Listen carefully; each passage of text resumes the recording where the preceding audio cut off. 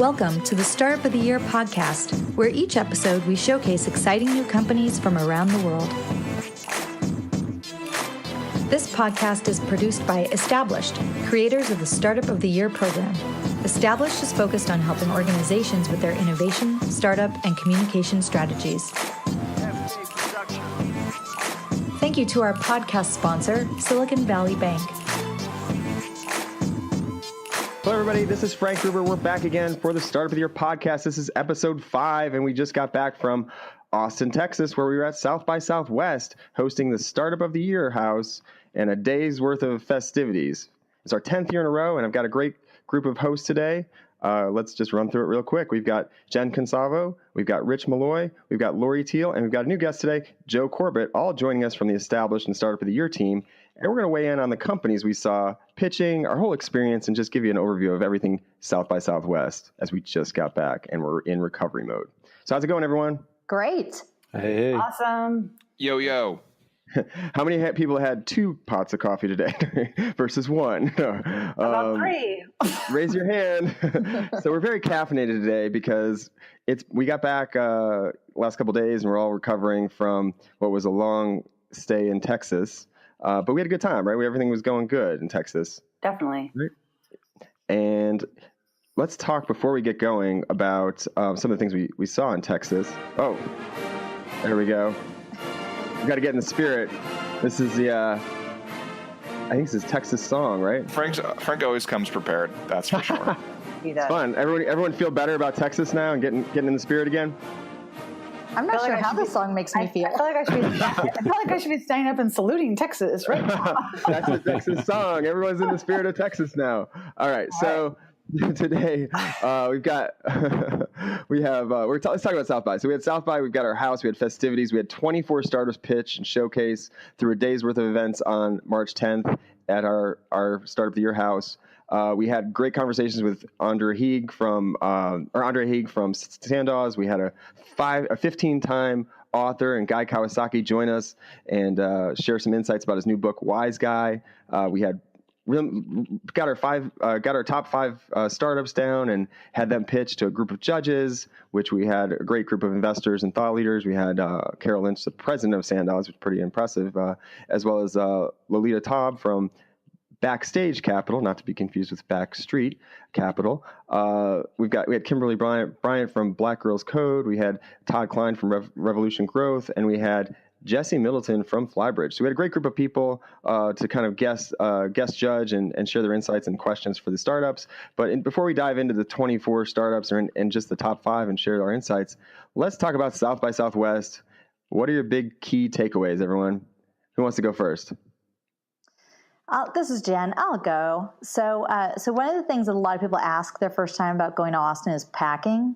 What should I bring? Huge dilemma. And the thing to know about Austin is that the weather is so unpredictable. So, we started watching the weather forecast, I don't know, like weeks ahead of time. And everything pointed that we were just going to have a rain out, that it was just going to rain every day. I brought like 2 different rain jackets, an umbrella, came completely prepared, and it never rained. The weather was super up and down. It was super warm and sunny on some days, and it was freezing cold and windy on other days. So that's just par for the course. We've been going there. This was our 10th year of hosting events at South by, and I feel like that's the case every year. You just have to go prepared. Yep. I brought an umbrella. I brought a rain jacket, hardly used it. And then the last day there, it was 82 and beautiful. So you still know what you're going to get. It's kind of fun, I guess. I ended up bringing a rain jacket that I bought circa 2012 South by Southwest because I had come unprepared that year. And I brought it back in full effect this year. Awesome. Yeah, you just never know. So weather was interesting. It ended up working out in our favor. I'll just jump in. You can't really do everything. I think it's the other thing with South by is like there's so much overlapping and you're getting invited to a bunch of things. Your calendar's triple booked. And so you just kind of have to go with the flow, the river of South by Southwest and let it take you where it will. Whether it be trying to go see a session, it's super packed and you can't get in, you got to figure out what's your backup plan, or whether you're trying to get into an event and it's, you got to kind of just go with the flow. Maybe something else pops up, or maybe somebody else had another thing that would allow you to to get in. So I think it's just don't worry too much about missing things because you're going to miss a lot. And that leads to South by Magic, right? Or Right. South by Serendipity, which, Right. in past years brought us to an impromptu surprise show by Willie Nelson. Like you just Right. never know where things are going to lead you. That was an amazing show too. And we never knew that was going to happen. We just kind of fell into it. Yes, you never know where things are going to lead you, which leads you to my experience at South by, which is my second year. And last year, I did not remember this happening, but this year, two of the things I'm afraid of most happened. And apparently there are bats on the under the bridge and over the bridge of South Congress. So experience the full bat mode of people like having picnics to watch the bats. It was quite the spectacle. Not my favorite part of it. And then there were lots of, I kept running into folks in Austin with snakes around their neck as I would walk up and down Congress Street. So two things I'm afraid of, but two things I survived, and my most interesting part of South by.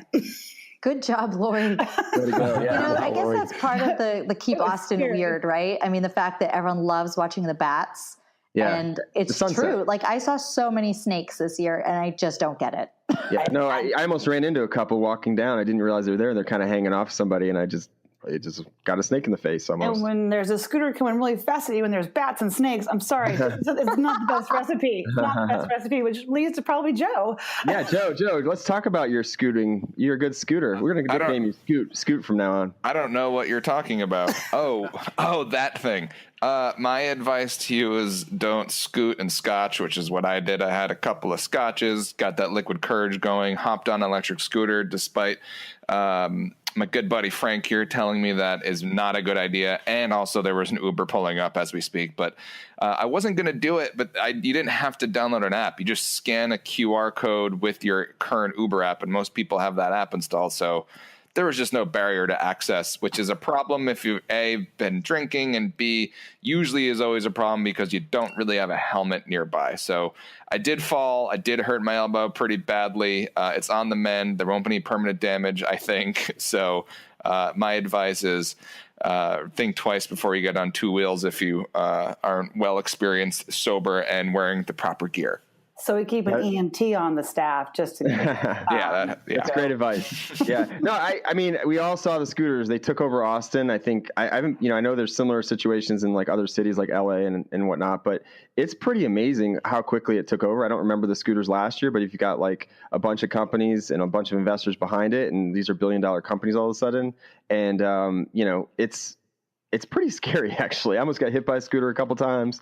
People are scooting, not knowing the rules, like literally doing it on the sidewalk. You're not supposed to. Doing it with traffic, against traffic. Two people on one scooter. Yeah, I saw people going the wrong way down a one-way street at night. The wrong way on 6th Street at night. No helmet. No helmets. I mean, it's pretty scary. I know they've had one fatality in Austin, which is obviously terrible, and I don't think it's going to be the first, unfortunately. And I think it's something they need to figure out because, the fact there's no helmets, there's no gear, there's no training. People are jumping on these things thinking they're toys and not really knowing what to do with it and how quickly they can actually accelerate. They're shooting themselves out of, into crosswalks while cars are turning, and we almost hit one in a Lyft or Uber or rideshare on the way to the airport because the same thing happened. So it's really interesting. We'll see what happens with that. Obviously, love the fact that it's helping get people around faster, and I see why there's utility there in a place like Austin where it's so spread out, but also so close together, just far enough. And so definitely, Joe, I get why you wanted to try it out. It's definitely too I had easy. a good time until I busted my elbow. That's for sure. Took one for the team. Yeah. And I will say I'm glad I fell because it's a great reminder that I won't be doing it ever again. It's definitely a great lesson learned. I'm glad that we all got to take that away. Sorry for your injury, but glad it could have been way worse. All right, Rich, jumping in. What's your final thought, takeaways from South by? Well, the thing that I love about South by is that everybody goes because everybody goes. And so you get to go down and see all these great people and, go to one party and make half a dozen new contacts that otherwise I would have never met because they're in different cities and we're all on different schedules and the cities are so massive anyway. And then go to the next party and see lots of old friends from the startup community that I haven't seen in a while. And so, this is my 4th South by. It's my 2nd actually without a pass. And I got to say that I don't miss not having a pass, is that right? I don't miss not having a pass. I think so. I'm fine without having a pass. I'm trying to map that now. I think You're fine with not having one. Got it. Got it. Yep. Everybody goes because everybody goes, and so I'm just going to keep going. Yeah, it's great. Definitely adds a lot of value. And you hear a lot of people saying, "Oh, it's jump the shark" or whatever. I disagree. I've heard the jump the shark comment about South by for at least 6 years. 6 years in a row. And then people that say that end up not going, and then there's a whole new group of people that go. So I think it's been interesting to watch. And this is my 12th year in a row. So it's been a good run. I think this is Joe again. I think that the same adage that's always been true about it when it blew up still exists, which is it is a huge happening, and if you don't know how to do it right, then you might waste your time. So, for example, if you're a little startup and you've got a small budget, I wouldn't just jump in not knowing what I'm doing and spend my entire budget on South by.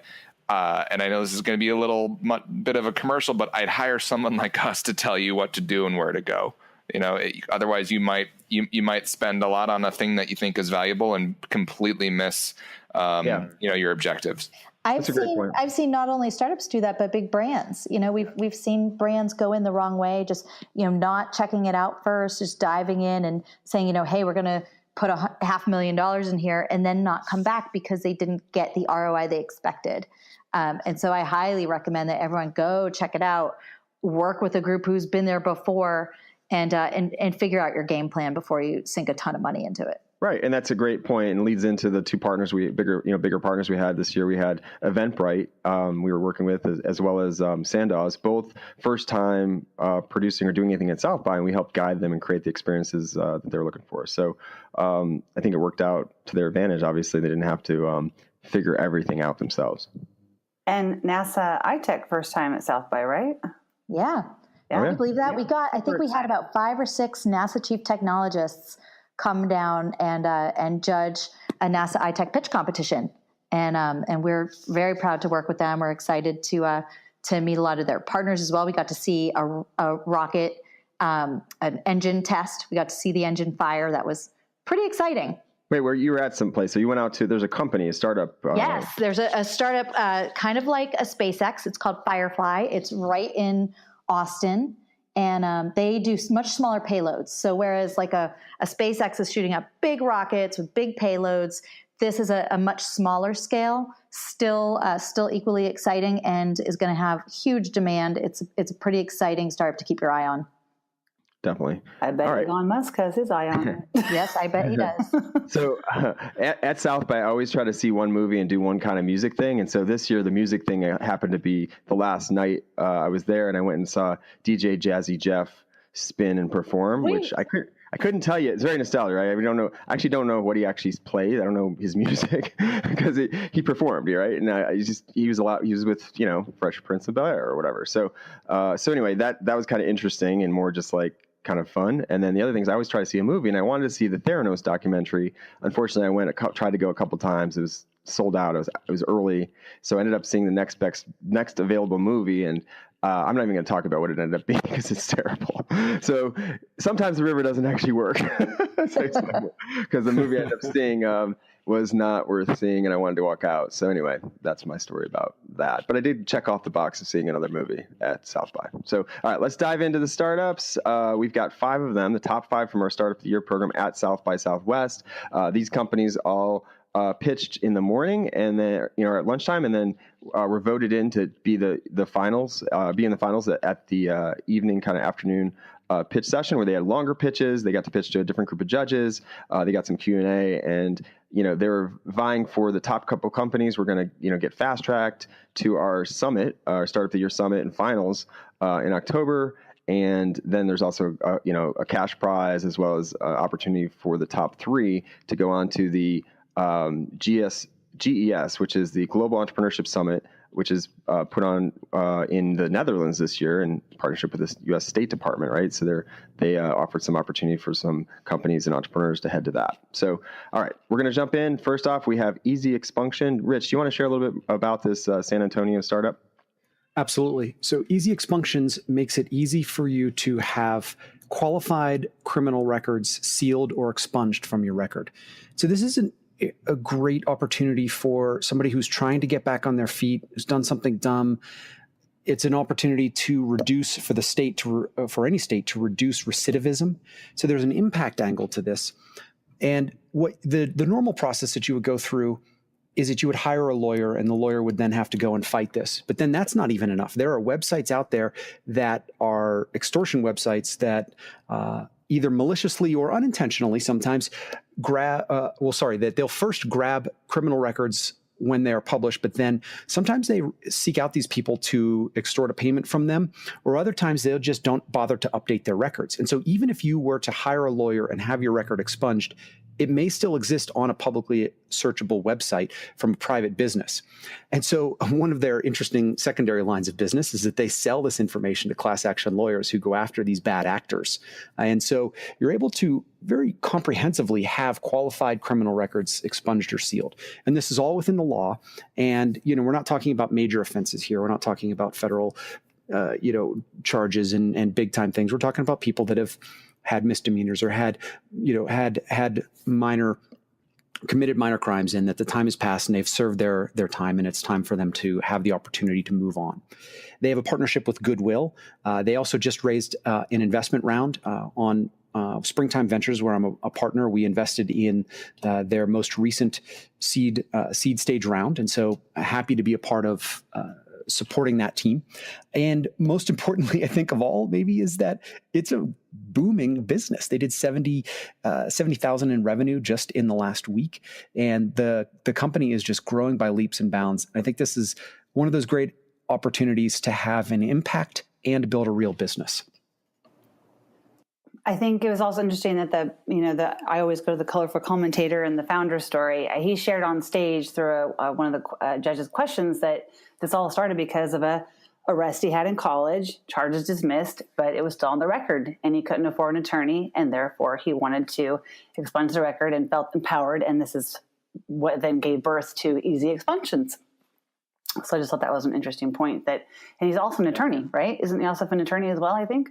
He is also an attorney. Yeah. He has all these things, all his past that just kind of led up to what his destiny is, I think, is what I was just trying to say. Yep. Awesome story. Yeah. And I think they did a great job pitching too. It was a really tight pitch, and he had to go first in the finals, and it's always hard to go first, but I thought he did a great job as well. So actually, as soon as he walked off stage, somebody that was sitting there listening to him said, my mother needs you. So he was very effective on stage, because right away already somebody that was in the audience was looking for his services. So yeah, I think they're going to do okay. All right. So any other thoughts on easy expunction or easy expunctions with an S? All right. Moving on, we've got Gravy out of Alexandria, Virginia. They are from Virginia. They've got a deep industry knowledge of the hospitality industry. The founder has been in the industry for a long time, but their company actually is basically helping to create a on-staff, on-demand kind of app with Gravy, and it's at gravy.work is where you can find it. And, if you're trying to create if you're in the hospitality industry, you're always struggling to find trusted, trained staff as needed, and on demand basis. You don't want to build things up for a big event. You want to be able to be flexible, right? And so the old process without Gravy is you literally are, you go out and you place an ad to try to hire somebody. You read through applications, you conduct interviews, you do the whole background check, you gather all the documents, you do the direct deposit, all that, train the employee, and that just is a lot, right? So especially when it's just like a ad hoc thing. So with Gravy, you've got an app. You're literally able to find people that are all posting that they're available, doing different services, and you can kind of condense all of that stuff that I just mentioned into kind of an easier process through Gravy, because they're going to basically be doing all the background stuff that I just mentioned beforehand. And so you're literally kind of cutting to the chase, and it allows you to find the employees that you need right away. It allows for lightning fast payments. So in tracking hours. So it's almost like, I hate to use this because I think it feels like it's gone, but it's the Uber of staffing for hospitality, right? So that's what they're doing, right? And keep making the payments super, super quick. And Yeah, so I think they did a great job pitching. Obviously, deep industry knowledge in that space. Have been running a staffing firm for a long time, so they know kind of ins and outs of that industry. And I feel like the team they've assembled has been, has a lot of that experience as well. So I think two things make them stand out. One is, what you said, not just, they've run the staffing piece of this before, but also that they pointed out that everyone on their team has worked in hospitality. So they've all been, managers or bartenders or servers or something. Right. So they understand the culture, they understand the challenges, very deeply and personally. I think the second piece is you compared, you kind of mentioned Uber. What makes them stand out, though, is that all their people become W-2s. Right. And so that kind of eliminates some of that challenge of, that a lot of these companies, the gig economy is seeing now pop up, and they're really focused on building a quality staff. So that's a great point. Yeah. And, so then the question is, well, how do you scale that? So that's, I guess, the next step and figuring that out, right? Because you bring on all these W-2s. So I think they'll figure that out, They talked about having relationships with colleges, referral systems, and even interesting enough, recruiters going into restaurants and making service folks aware that this is out there and that something that they might want to look at. So, I wasn't questioning him. I'm just saying somebody may. I agreed with Jen. I thought they were very hospitable, which makes sense. Background in that space, and I thought he did a really good pitch. So, Gravy's. I think the branding is really tight too.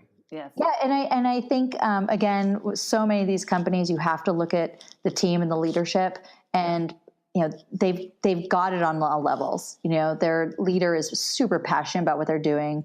They've done this before. They kind of know the ins and outs of building a company, and I think they're definitely one to keep our eye on. For sure. All right, I think we've all managed to tackle that one pretty good.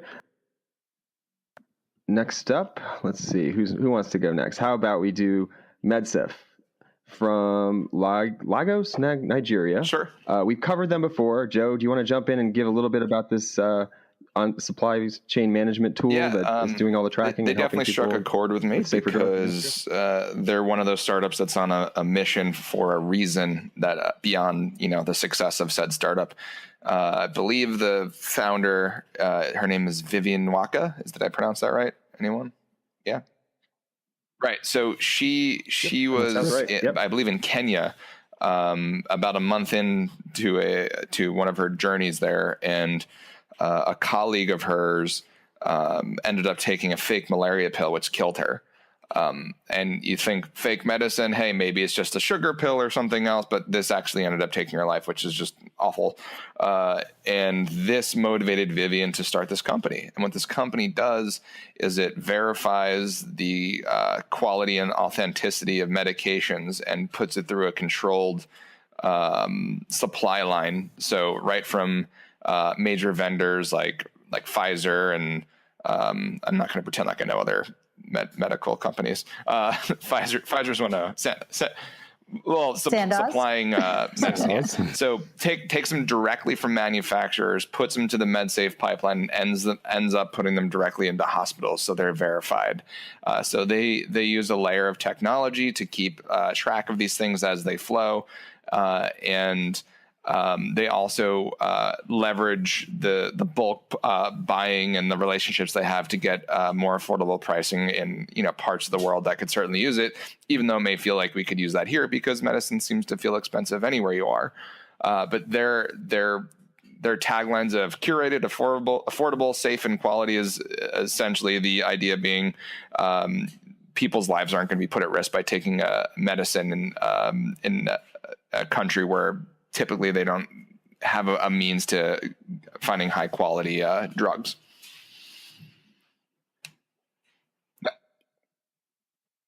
Yeah, we obviously we've talked about this one before. We all liked it, and she was well spoken, presented well dressed, super passionate, shared her personal story. By well dressed, you mean she came back from the probably, I would assume, Nigeria with some clothes that you could not find off of a rack in the States, I would say. They're very cool. They were so cool. That's the thing. Like, we talked about it a couple of weeks ago, but then you meet the founder, you see them pitch themselves, and it's completely different, right? Like, you get that personal story. You see somebody who's, it sparks a light in their eyes whenever they're talking about what they're doing.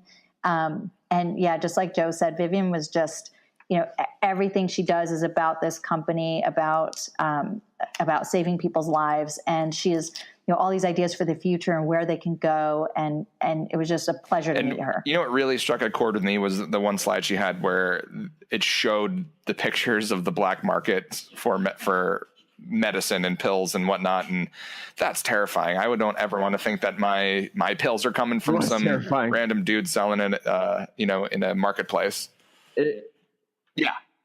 For drugs. The flea market, basically, with a bunch of, like, literally just a tray of drugs and not very much description around any of them, and just, they're all there, grab one. And it's happening, and she's identified this. It's not just, in Africa. This happens all over the world. It's a growing problem. We actually had our Startup of the Year finals last year, or semifinals last year, had a company who had this issue in China.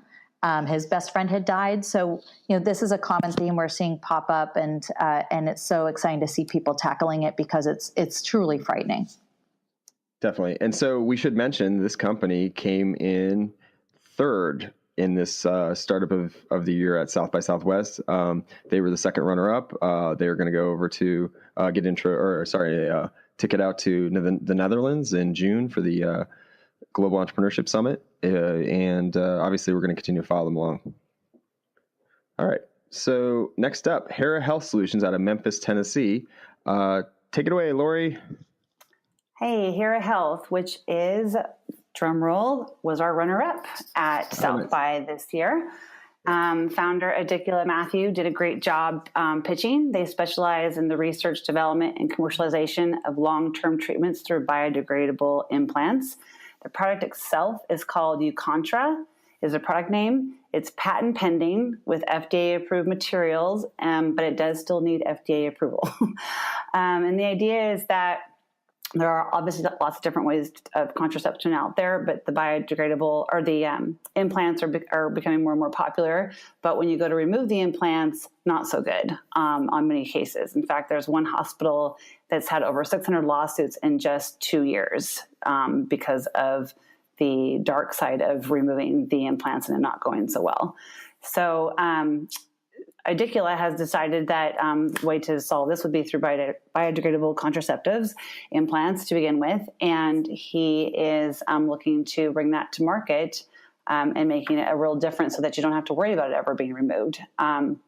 They see themselves positioned as the best form of contraception that will hit the market soon. And they also see a future in drug delivery in the pet space, hormone therapy, and a few others.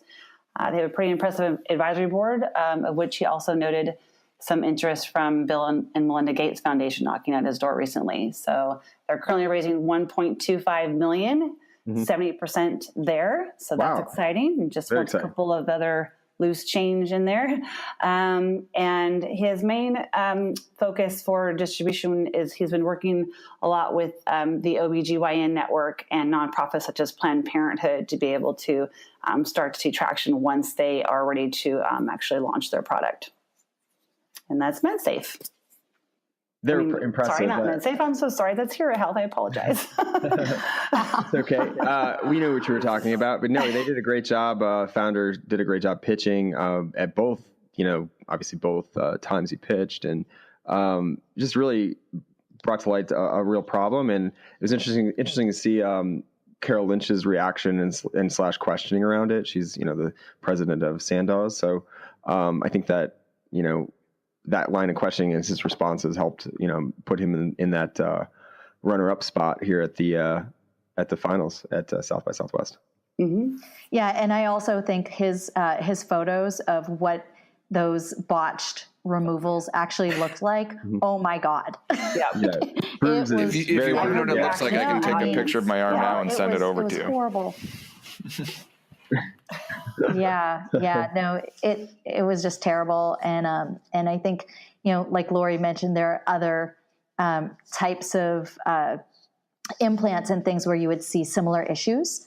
And it's exciting to see somebody thinking about this and tackling it that could actually remove that whole worry about having to have these things removed. Because one of the scariest things that the founder mentioned was migration. So some of these implants, once they're in the body, remember your body is this this living, changing organism. Things migrate. And so just because they put an implant in one place in your arm doesn't mean it'll stay there. Could end up in your ear. It was truly frightening. You never know. You use the term needle in a haystack. Yeah. So they're in there digging around and looking for stuff. That's horrible. Yeah. Horrible. All right. They did a great job. Obviously, we'll continue to watch them. They are going to be in Memphis, and we'll talk about more about Memphis in a little bit. But next up, let's talk about Prove Test. All right. So Prove Test from Boulder, Colorado was our first place winner. So they took home $1,000 check from Launch KC. They're being fast tracked to our summit, and they get an invite to the Netherlands for the Global Entrepreneurship Summit. So Prove Test is actually this test that is measuring your progesterone. So it's looking for this critical hormone in women that is informing you about ovulation, conception, and maintaining a pregnancy. And I think what really drove things or got people's attention was when Amy Beckley, the founder of Prove Test, got on stage and basically said, I'm a scientist and I was infertile. I'm, one of the 1 in 6 women. I've had 7 miscarriages. They told me the only way that I could conceive and have a baby was through IVF. And she did. And she has this happy story. She has I believe, a son now. But afterwards, because she's a scientist, she has a PhD in pharmacology, she decided, I'm going to learn more about my body and what's going on, and actually learned that if she had actually measured her progesterone levels, she would have learned that she had, her levels were way too low, and that through simply, increasing her progesterone levels, that she could conceive and carry a baby without IVF. And that there's simple ways to test for over the counter for not very expensive, but that didn't exist. She had to create it. So if you look at the market, there's all these opportunities for you to sort of get a cursory look, at your ovulation. You can buy things from like First Response and Clear Blue, and then for after you conceive, there's all kinds of options for figuring out if you're pregnant. But there's really this hole in the market that can tell you about your actual progesterone levels, which is critical, again, to getting pregnant and staying pregnant. So thus, Prove Test was born. She actually launched it on Indiegogo. Clearly there was a need because she reached her target of like $40,000 or something in 2 days on Indiegogo. She went out and started selling it in 2017 on Amazon with like no packaging, no branding, and sold over $100,000 worth. Finally, they started working on their branding and everything, and they are now on track to hit about $1 million in top line revenue just in the next 6 months. So this is a huge opportunity, very big market. And, something that's, something that's going to change people's lives. People spend a ton of money on testing and IVF, and there's a huge population out there who can actually just take this test, get treated, boost their progesterone levels, and conceive and carry a baby. And that's going to affect families everywhere. IVF is so expensive, but it also is a very, very emotional and physical process for people to go through.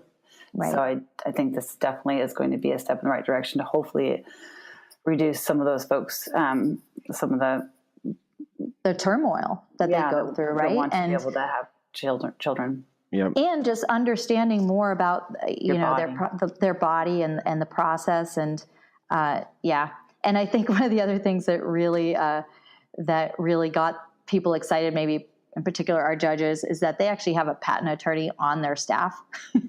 So they're setting themselves up very well for protecting their product and really getting out there in the market. Yeah, and he was there in the room.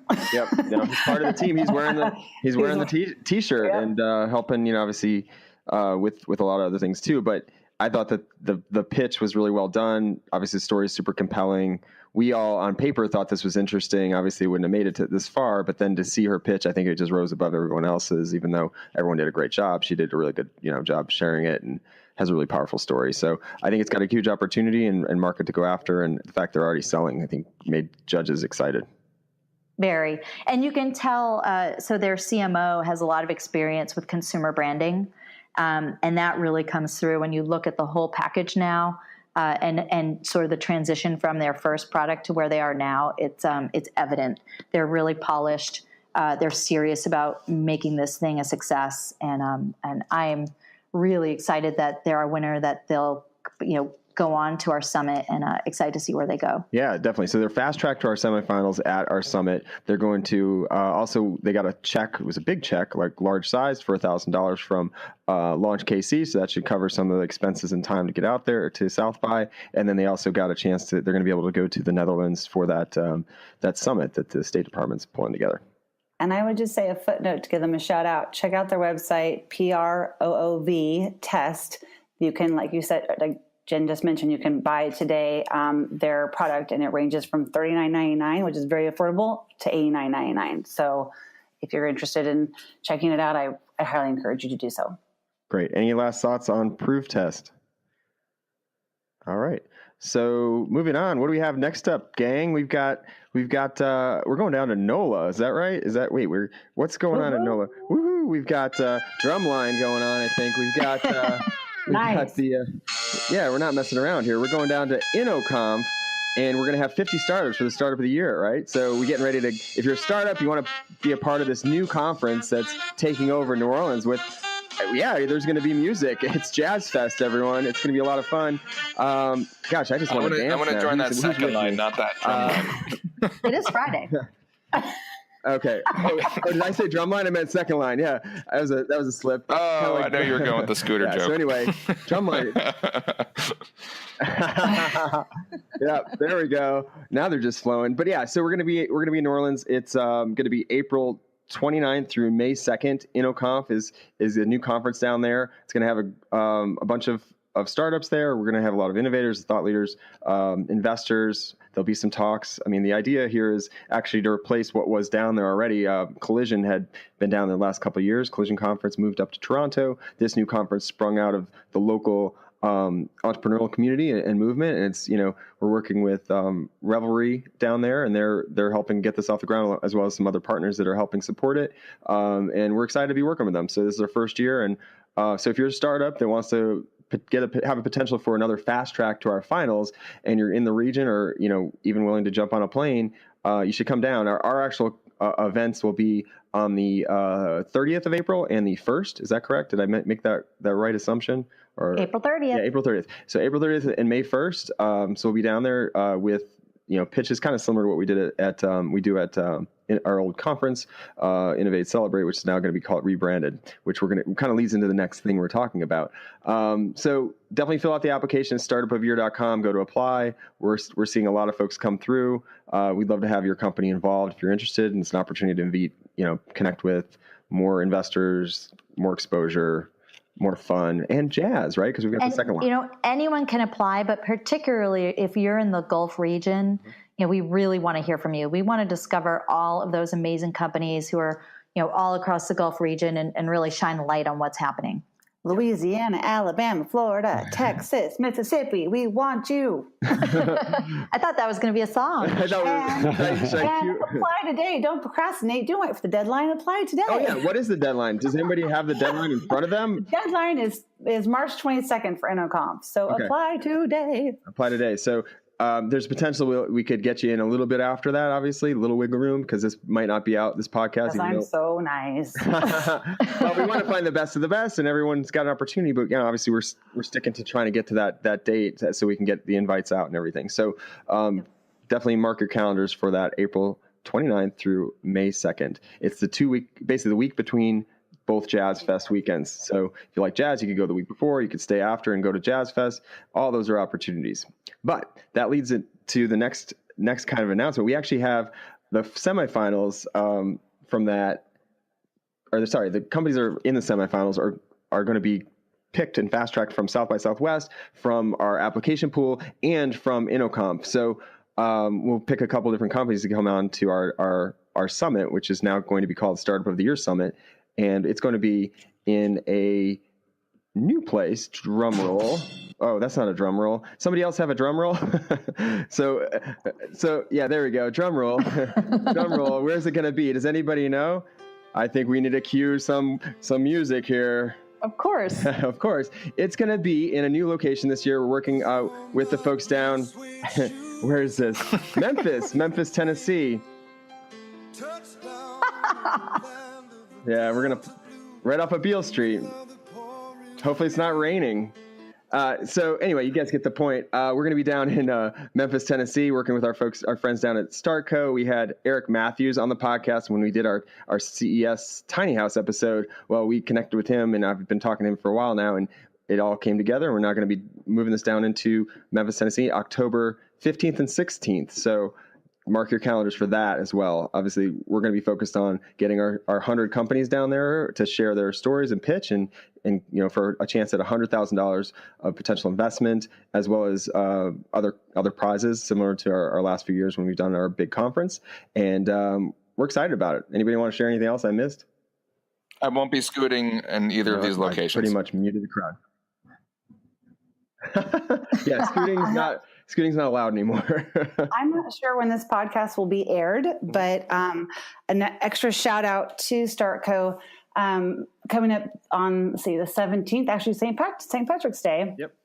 Rise of the Rest will be, which we were actually a part of that tour, will be featured on 60 Minutes, and they're definitely highlighting Memphis, which is another exciting way or another tie-in to that we're headed to the right city. And I just wanted to give a shout out to our friends over there at Rise of the Rest who are doing good work to highlight those cities, and we're headed there as well. Yeah, so Rise of the Rest tour has been going on for a few years now. Glad you brought that up, Lori. And obviously this is a rising city, and we're excited to be doing something down there in a city that the tours come through. And you've been on the tour. I've been on a bunch of tours with them, and it's exciting to see that they're actually continue to grow kind of their awareness of the tour. And then now they have a fund, and they're investing, and obviously kind of sprung out of the Revolution kind of Steve Case efforts to find investments everywhere. So we're all about that here at Startup of the Year podcast. As you know, we're constantly covering and sharing insights about startups all over the world, doing interesting things, not just in San Francisco or New York or Boston. So obviously we're going to continue our efforts. And if you're a startup or of an early stage startup and you're listening and of a company that might be a great fit, please send them our way, startupofyear.com, and go to apply. You can check out more information about what the application looks like and everything there. And we're constantly looking for the best interesting companies, and obviously really appreciate all those folks that apply. So with that, we are done with our South by Southwest episode. Everyone recover, go, have a great weekend, and just, there's another podcast in the books, everyone. Thanks everyone for listening. Thanks everybody. Thanks for listening to the Startup of the Year podcast. Be sure to subscribe, and we'll be back with another episode soon.